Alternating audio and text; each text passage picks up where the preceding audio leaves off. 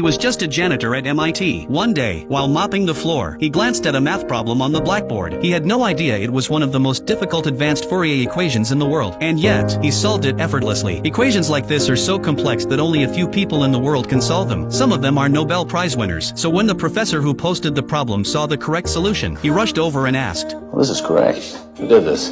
Jack? Wasn't me. Nimish? No way.